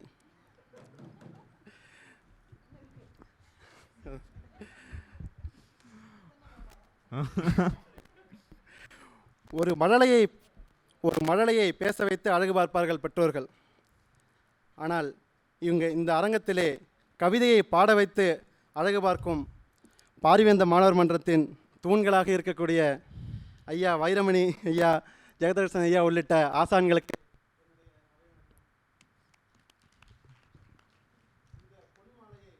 கவிமாலையாக அலங்கரித்து, இந்த பொன்மாலையை கவிமாலையாக அலங்கரித்து அரங்கத்தில் அமர்ந்திருக்கும் மாணவ தோழமைகள் அனைவருக்கும், என்னுடைய சககவிஞர் அன்பர்களுக்கும் வணக்கங்களையும் கவிதைகள் என நல்வாழ்த்துக்களையும் தெரிவித்துக் கொள்கிறேன். பிறப்பும் இறப்பும் இயற்கை சம்பவம், பிறப்பும் இறப்பும் இயற்கை சம்பவம், அதில் இளமையும் முதுமையும் அழகிய அனுபவம். இன்பமும் துன்பமும் நிறைந்த வாழ்வில் இன்பமும் துன்பமும் நிறைந்த வாழ்வில் நிறை குறைகள் நிறைய இருக்கும். குறைகளை களைந்து குப்பையில் போட்டால் கோடியில் ஒருவனாய் கொடிகட்டி பரப்பாய். இத்தோடு என் தத்துவங்களுக்கு முற்றுப்புள்ளி. இனிதான் என் தலைப்பிற்கு தொடக்கப்புள்ளி. புள்ளிகள் ஒன்றிணைந்து எழுத்தாகிறது, எழுத்துக்கள் ஒன்றிணைந்து வார்த்தையாகிறது, வார்த்தைகள் ஒன்றிணைந்து வாக்கியமாகிறது. சிறு புள்ளியின் இத்தகைய முதிர்வுதான் என் ஏட்டில் கவிதையாகிறது. என்னுடைய தலைப்பு இளமையும் முதுமையும். இளமைக்கும் முதுமைக்கும் ஏன் இவ்வளவு பாகுபாடு? இளமைக்கும் முதுமைக்கும் ஏன் இவ்வளவு பாகுபாடு?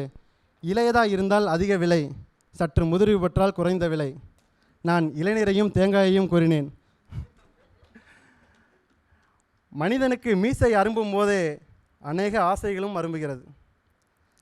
மனிதனுக்கு மீசை அரும்பும் போதே அநேக ஆசைகளும் அரும்புகிறது. முக்கியமாக காதல் ஆசை.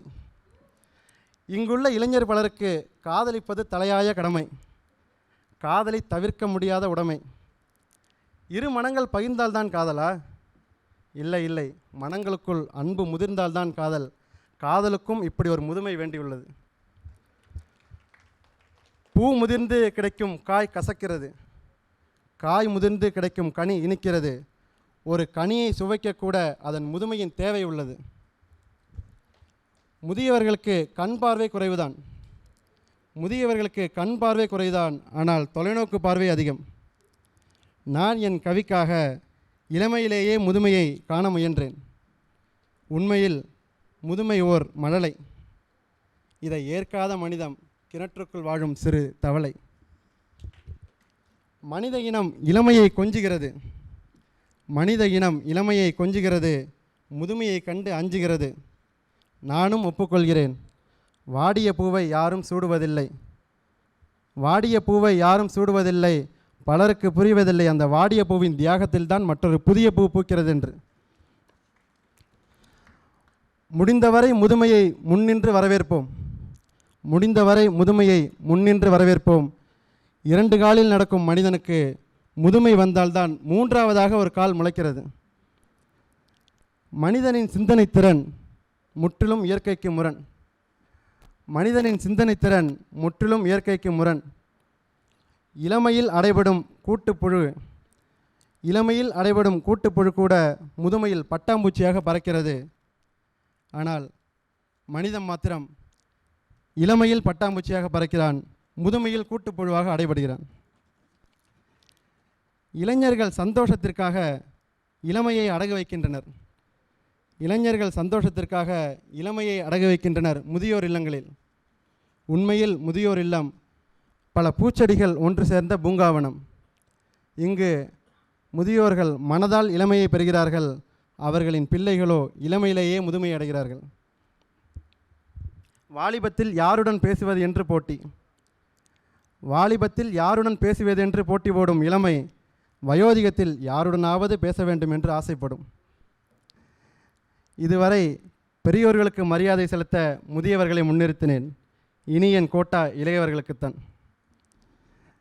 இன்றைய இளைஞர்கள் பல வகை. நான் எதை முன்னிலைப்படுத்த? அப்பாவி 90s குழந்தைகளையா, அல்லது துருவென்று இருக்கும் 2K கிட்ஸ்களையா, அல்லது புல்லரிக்கை செய்யும் புள்ளைங்கோகளையா? எதை முன்னிலைப்படுத்த? நாம் 90s கிட்ஸ்லேருந்து சீனியர் சொல்லி போயிடுவோம். கல்லூரி காலத்தில் லியோதாஸாக இருப்பவன், கல்லூரி காலத்தில் லியோதாஸாக இருப்பவன் குடும்பஸ்தனானதும் பார்த்திபனாகிறான். மொத்தத்தில் இவன் பொறுப்புமிக்க இளைஞனாக இருக்கிறான். 90s kids. வீட்டில் இருக்கும்போது அம்பியாக இருக்கிறான், வீட்டில் இருக்கும்போது அம்பி, வேலைக்கு சென்று விட்டால் ரெமோ, மாலை டாஸ்மாக் சென்று விட்டால் அந்நியன், அவனில் வெளிப்பட்டுடுவான். எங்கள் இளமைக்கு நேற்றும் தெரியாது, நாளையும் தெரியாது, இன்று மட்டும் எப்பொழுதும் இளமையாகவே இருக்கும். கடைவீதியில் கன்னிகளுடன் கண்களாலேயே பேசிக்கொள்வோம், கடைவீதியில் கன்னிகளுடன் கண்களாலேயே பேசிக்கொள்வோம். ஆனால் கல்யாணம் மாத்திரம் கடைசி வரை காணல் நீர்தான்.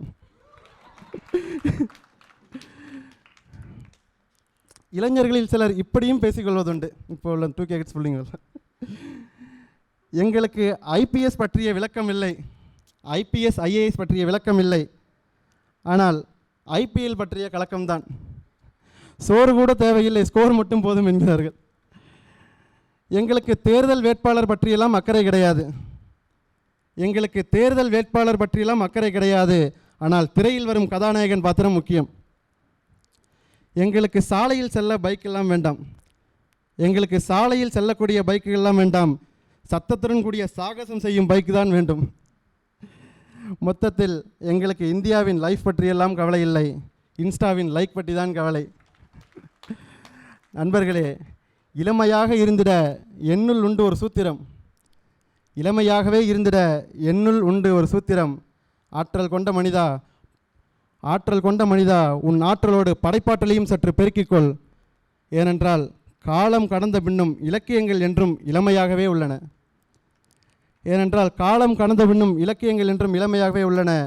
பல தலைவர்கள்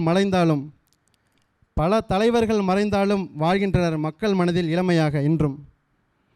ஆகவே தோழமைகளே, நீரும் நெருப்பும் போல வாழ்வில் இளமையும் முதுமையும் ஒரு அங்கம். இதை அனுபவித்து வாழ்ந்தால் வாழ்வில் மகிழ்ச்சி எப்பொழுதும் உங்களிடம் தங்கும்.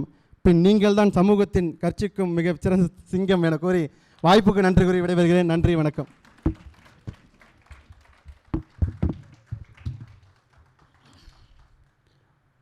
வாழ்த்துக்கள் தம்பி அஜித்குமார் அவர்களுக்கு. இளமையும் முதுமையும் தலைப்பு என்றாலும் முதுமையும் இளமையுமாக தலைப்பை அமைத்து கொண்டு முதுமையிலிருந்து துவங்கி இளமையில் நிறைவு செய்திருக்கிறார். மிக தேர்ந்த கவித்துவமான வார்த்தைகள் எல்லாம் அதில் உண்டு. உன்னிப்பாக கவனித்தோம் என்றால் தேர்ந்த கவித்துவமான வார்த்தைகள் அதில் நிறைய இடம் பெற்றிருக்கின்றன. அதுவும் 2K கிட்ஸை பற்றி பேசிய பொழுது நாம் அவர் ஏதோ நகைப்புக்காக சொல்லியது போல இருந்தாலும், ஆனால் அது நாம் சற்று கொஞ்சம் சிந்திக்க வேண்டியதாகத்தான் இருக்கிறது. அது நகைப்பினூடான சிந்தனையாகவே நாம் கருதி கொள்ள வேண்டும். எதிர்கால ஒரு நல்ல கவிஞரை அடையாளப்படுத்தியமைக்காக அனைவருக்கும் நன்றியை தெரிவித்துக் கொள்கிறேன். தற்பொழுது சூரஜ் அவர்கள் கணினி அறிவியல் பொறியியல் கல்லூரியை சார்ந்தவர், பிறப்பும் இறப்பும் என்கிற பொறுமையில் கவி நிகழ்த்த வருகிறார். அவரை அன்புடன் அனைவரின் சார்பாக வரவேற்போம். அனைவருக்கும் வணக்கம். கவியரங்க தலைவருக்கு வணக்கம். கவிதை தலைப்புகளை பார்த்ததும் மாணவர்கள் பயந்து விட்டார்கள் என்று எண்ணுகிறேன். கூட்டம் குறைவு என்றாலும் மன நிறைவேதான். நாங்கள் நீண்ட புது கவிதை கொண்டு வந்தோம். நீங்கள் ஒரு ஹைக்கூ அளவில் வந்திருக்கிறீர்கள். தமிழ் பேராயம் இப்படிப்பட்ட தத்துவார்த்த தலைப்புகளை தேர்ந்தெடுத்து கவியரங்கம் நடத்துவதில் பெரும் மகிழ்ச்சியும் நன்றியும். தலைப்பு பிறப்பும் இறப்பும். அனைவரும் உங்கள் கைத்தட்டலை விட சற்று அமைதியை, உங்கள் இதயம் துடிக்கும் சத்தத்தை உங்கள் காதுகள் கேட்கும்படியாக கேளுங்கள். அறிவையும் மனதையும் சேர்த்து உடல் செய்த இயற்கை, அறிவையும் மனதையும் சேர்த்து உடல் செய்த இயற்கை, ஆணையும் பெண்ணையும் சேர்த்து காதல் செய்த இயற்கை, பிறப்பையும் இறப்பையும் மட்டும் பிரித்து காலம் செய்தது. பிறப்பு இறப்பை சந்திக்கும் போது உயிர் இருப்பதில்லை. இறப்பு பிறப்பை சந்திக்கும் போது உடல் இருப்பதில்லை. பிறப்புக்கும் இறப்புக்கும் அப்பால் ஒரு வெளியில் இறைவனை சந்திக்க ஒருவர் காத்திருப்பார். அவருக்கு அவ்வாய்ப்பினை நீங்கள்தான் நல்க வேண்டும். காத்திருப்பது நீங்கள்தான் உங்களை காண. உங்களை நீங்களே சந்திக்கும் நாளில் பிறப்பும் இறப்பும் ஒன்று சேரும். நேற்றைய குழந்தைகளே, கருவறைக்குள் அழுத குழந்தையை கண்டதுண்டா? நாளைய பிணங்களே, பிணம் அழுது பார்த்தது உண்டா? உணருங்கள், பிறப்பிற்கு முன்பும் இறப்பிற்கு பின்புமே தான் நீங்கள் தேடும் அமைதி உள்ளது. பிறப்புக்கு பின்னே தனக்கு உடன்பாடு இல்லாத எல்லாவற்றையும் மனிதன் செய்ய வேண்டியிருக்கிறது. பிறப்புக்கு பின்னே தனக்கு உடன்பாடு இல்லாத எல்லாவற்றையும் மனிதன் செய்தாக வேண்டியிருக்கிறது. இறப்புக்கு பின்னே எல்லாவற்றையும் துறந்து சுதந்திரமாகிறான். இப்போது புரிகிறதா?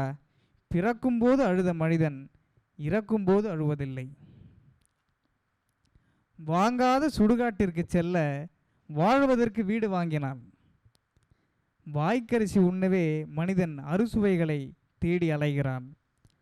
ஆசைகள் மரணத்தின் விளம்பரங்கள். ஆசைகள் மரணத்தின் விளம்பரங்கள். ஒரு நாள் பிறப்புக்கும் இறப்புக்கும் சூதாட்டம் நடந்தது. ஒரு நாள் பிறப்புக்கும் இறப்புக்கும் சூதாட்டம் நடந்தது. பிறப்பு இளமையை வைத்தது, இறப்பு முதுமையை வைத்தது. பிறப்பு இன்பத்தை வைத்தது, இறப்பு துன்பத்தை வைத்தது. பிறப்பு நீர்க்குடம் வைத்தது, இறப்பு சுடுகாட்டு நெருப்பை வைத்தது. பிறப்பு மனிதனின் அழகை நிறையாய் வைத்தது, இறப்பு மனிதனின் நிர்வாணத்தை குறையாய் வைத்தது. ஆக தோழமை தத்துவங்களே இளமை முதுமை, இன்பம் துன்பம், நீர் நெருப்பு, நிறை குறை எல்லாம் பிறப்புக்கும் இறப்புகளுக்கும் இடையில் அடக்கம். பிறப்பிலிருந்து சிறிது தூரம் நடந்து சென்ற மனிதன் அவனின் இளமை சொன்னது, பற்றற்ற எல்லாவற்றையும் பற்றிய பின் வாழ்விலிருந்து நழுவுகிறோம், பழுத்த பழம் மரத்திலிருந்து உதிர்வது போல. அவன் மேலும் நடந்தான் இறப்பின் வாசல் வரை. அவனின் முதுமை சொன்னது, பழுத்த பழங்கள் உதிர்வது மட்டுமல்ல, பறிக்கவும் செய்யப்படுகின்றன. காலத் தோட்டத்தில் வாழ்ந்த வாழ்க்கையை துப்பப்படும் விதைகளே சொல்கின்றன.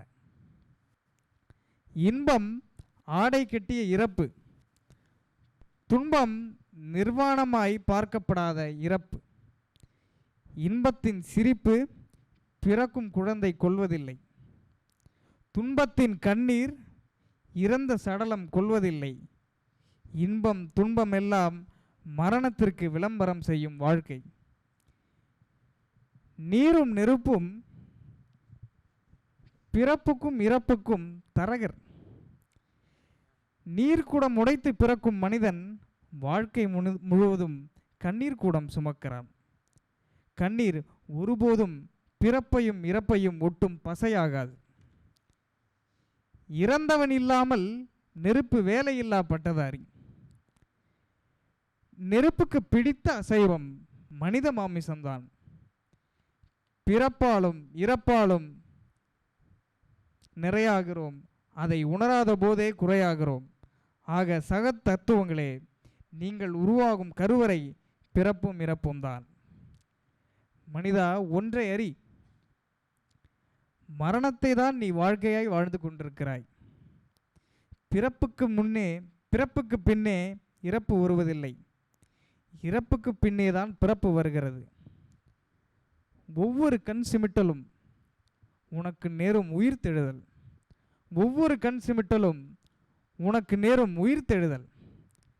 நீ கண்மூடி உறங்குகையில் மரணம் உனக்குள் விழித்திருக்கிறது. ஒவ்வொரு உறக்கமும் மரணத்திற்கான ஒத்திகை. காலையில் கண் விழிக்கிறாய், இப்போது சொல், மரணத்தை தூக்கத்தில் கடந்தல்லவா நீ பிறக்கிறாய். ஆணவம் கொள்ளாதே. எதை வென்றாலும் உன்னால் மரணத்தை வெல்ல முடியாது. பிறப்பு மண்ணிற்கு மேல், பிறப்பு மண்ணிற்கு மேல் மரணத்தை அனுபவிப்பது, இறப்பு மண்ணிற்கு கீழ் வாழ்வை வேடிக்கை பார்ப்பது. உன்னால் முடிந்தது அவ்வளவுதான். உன் இறப்பிலும் கண்ணீர் வடிக்க முடியாத ஊனமுற்றவன் நீ. தான் சுமக்கும் எல்லாவற்றிற்கு கீழும் மனிதன் புதைந்திருக்கிறான். சுமை தாங்க கற்கும் மனிதன் அதன் அடியிலேயே புதைக்கப்படுகிறான். பிறப்பால் சுமை தாங்கும் அவன் இறப்பால் சுமையாகி விடுகிறான். நீ அப்படியே புதைந்து விடாதே. விதைக்கப்படும் போது இது சவக்குழி என்று எண்ணி இருந்தால் விதை என்னவாகி இருக்கும்? பிறப்புக்கும் இறப்புக்கும் இடையில் உள்ள தூரத்தை விட இறப்புக்கு பின்னே உள்ள பயணம் பெரிது. காதலிக்கும் காலத்தை விட காதலின் நினைவுகளோடு வாழும் காலம் நீண்டது மாதிரி. பிறப்பும் இறப்பும் சேரும் இடம் ஒன்று உண்டு, அது காதல். காதல் இதயத்தின் 4 துளைகளையும் கண்களாக்கி விடுகிறது. அதன் வழியே பார்த்தால் உடல் முழுக்க இதயங்கள் முளைத்திருக்கும். உடல் முழுக்க இதயங்கள் முளைத்திருக்கும் காதல் பல இதயங்கள் வளர்த்து ஒரு பிறவி கொடுக்கிறது. ஆனால் இறப்பு எப்படி நிகழ்கிறது தெரியுமா? பல இதயங்கள் ஓர் உடலுக்குள் துடிக்க இடமின்றி இறப்பு தருகிறது. இறப்பதற்கு மிக நீண்ட நேரம் எடுத்துக்கொண்ட தற்கொலையே வாழ்வு. நம் மரணத்தில் நீடிக்கப் போகும் மர்மமே அந்த வாழ்வுதான். பிறப்பிலிருந்தும் இறப்பிலிருந்தும் மறைத்து வைக்கப்பட்ட உன் இதயத்தை கண்டுபிடி.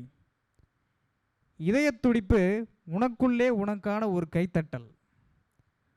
உலகை தெரிவது வரம், உன்னை புரிவது ஆசீர்வாதம். குழந்தையாய் நீங்கள் பிறந்தபோது ஒரு கடவுளின் தேவை குறைந்தது. குழந்தையாய் நீங்கள் பிறந்தபோது ஒரு கடவுளின் தேவை குறைந்தது. மனிதனாய் நீங்கள் சாகும்போது தத்துவத்தின் எண்ணிக்கை ஒன்று கூடுகிறது. மண்ணிற்குள் செல்லும் போதுதான் காற்றின் கருவறையில் இருந்து பிரசவமாகிறான் மனிதன். மண்ணிற்குள் செல்லும் போதுதான் காற்றின் கருவறையில் இருந்து பிரசவமாகிறான் மனிதன். இறந்தவர்கள் மீண்டும் இறக்கவே முடியாது என்பதே இவ்வாழ்வின் பெருந்துயர். கண்கள் மூடி உறக்கச் சிரியுங்கள், உதடுகள் விரியும் அளவே வாழ்வு. இப்படிப்பட்ட ஒருவனுடன் நட்பு கொள்ளுங்கள். அவன் உலகத்தின் ஆகச்சிறந்த கட்டட நிபுணர். இப்படிப்பட்ட ஒருவனுடன் நட்பு கொள்ளுங்கள். அவன் உலகத்தின் ஆகச்சிறந்த கட்டட நிபுணன். அவன் ஆகச்சிறந்த அர்ச்சகன். அவன் ஆகச்சிறந்த பேராசிரியர். யார் என்று தெரிகிறதா? யார் என்று தெரிகிறதா? வெட்டியான். வெட்டியான். அவர் இப்படி சொன்னார், மயானம் ஒரு ஆடாத தொட்டில். நன்றி. நன்றி தம்பி சூரஜ் அவர்களுக்கு. சூரஜ் அவருடைய கவிதையினுடைய சொற்கள் எப்பொழுதும் தத்துவங்களை உள்ளடக்கியே இருக்கும். சூரஜினுடைய கவிதைகளை அப்படித்தான் நாம் பார்க்க வேண்டியிருக்கிறது. தத்துவங்களை உள்ளடக்கிய ஒரு நல்ல கவிதையாக நாம் இங்கு கண்டிருக்கிறோம். அவர் மேன்மேலும் வளர ஆல்ரெடி அவர் கவிஞராகவே இருக்கிறார். மேலும் மேலும் அவர் மிகச்சிறந்த கவிஞராக வலம் வர நம் அனைவரினுடைய வாழ்த்துக்களை தெரிவித்துக் கொள்வோம். தற்பொழுது கவிதையை வாசித்த அனைத்து மாணவர்களுக்கும் இன்பமும் துன்பமும், நிறையும் குறையும், நீரும் நெருப்பும், இளமையும் முதுமையும், பிறப்பும் இறப்பும் என்கிற பொருண்மையில் தாமா மிருதுளா தேவி, ஜோபின் ஜோய், மு ராமமூர்த்தி, பா அஜித் குமார், சூரஜ் அவர்கள் இந்த ஐவரும் மிகச்சிறந்த கவிதைகளை இங்கே முன்வைத்திருக்கிறார்கள். இவர்கள் அனைவரும் எதிர்காலத்தில் நல்ல கவிஞர்களாக வருவதற்கு நாம் அனைவருடைய வாழ்த்துக்களையும் அன்பையும் பரிமாறிக்கொள்வோம். இந்த கவியரங்கம் தற்பொழுது நிறைவு பெறுகிறது. கவிதைகளை வழங்கிய கவிஞர்களுக்கு நம் தமிழ் பேராய உதவி பேராசிரியர் முனைவர் ஜே ஜெகதச்சகன் ஐயா மற்றும் ஆசிரியர் ஒருங்கிணைப்பாளர் முனைவர் பாலசுப்ரமணியன் ஐயா நினைவு பரிசுகளை வழங்குமாறு அன்போடு கேட்டுக்கொள்கிறேன். சிறப்பான ஒரு கவியரங்கத்தை நடத்திய பேராசிரியர்களுக்கும் நம்முடைய கவிஞர்களுக்கும் பேராசிரியர் காயத்ரி அம்மையார் அவர்கள் நினைவு பரிசையும் சான்றிதழை வழங்குகிறார்.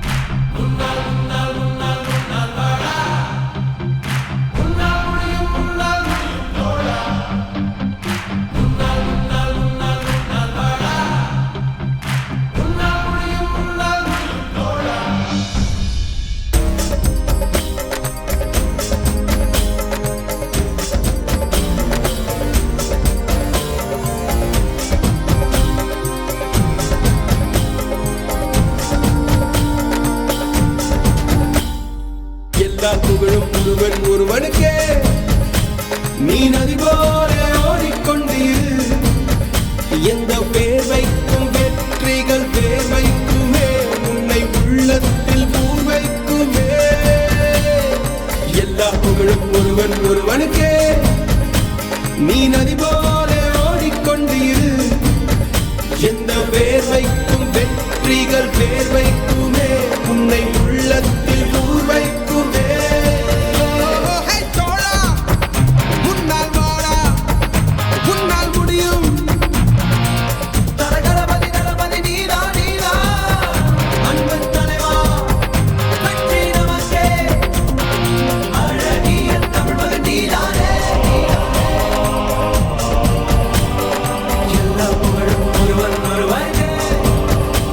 நீ நதி போல ஓடிக்கொண்டீர். எந்த வேலைக்கும் வெற்றிகள் வேலைக்குமே, உன்னை உள்ளத்தில் ஊர் வைக்குமே.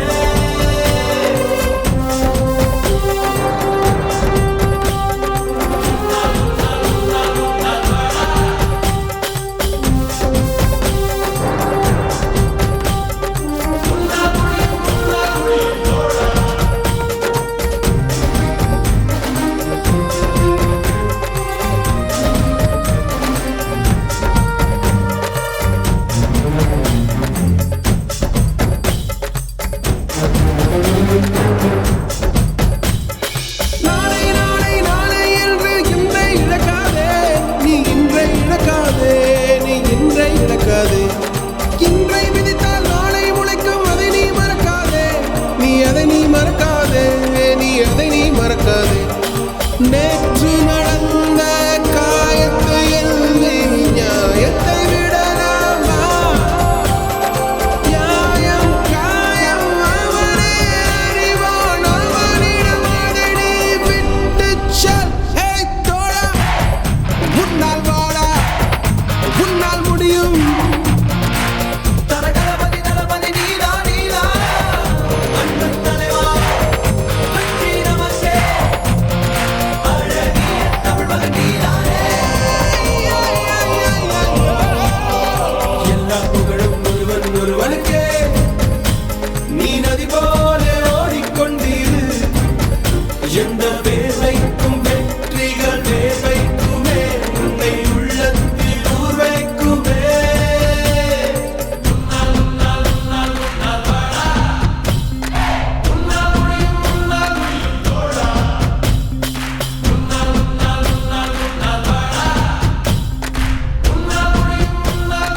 மாணவன் மனது வைத்தால் முடியாது என்பது இல்லை. கடல் போல் மலை போல் காற்றைப் போல் பூமி போல் நீ பெருமை சேரடா. பிறந்தோம் இருந்தோம் சென்றோம் என்ற வாழ்வை தூக்கி போடடா. மாணவன் மனது வைத்தால்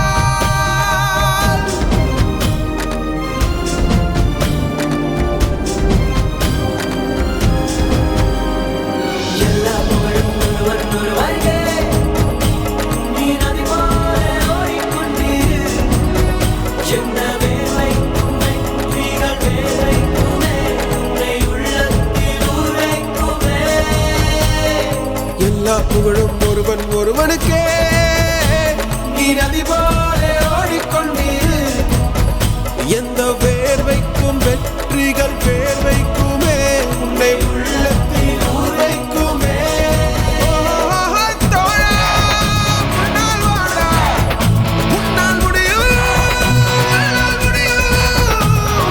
தோழா, உன்னால் வாடா, உன்னால் முடியும். தரகரபதி தளபதி நீதா நீதா, அன்பன் தலைவா வெற்றி நமக்கே.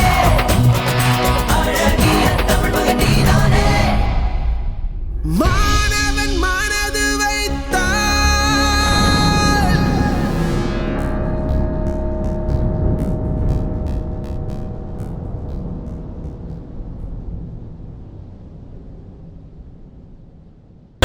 ரசிகர்கள் தந்த இந்த பாசம் என்றும் மாறாது. தமிழ் மேல் கொண்ட நேசம் சுவாசம் உலகின் தமிழ் மேலே விசுவாசம். அழகவளைய ராமஜாவூர் என வேணா பேசும். உலகம் முழுதும் ஒழிக்கும் எங்கள் குரல். தோல்வி என்பது நிஜம்.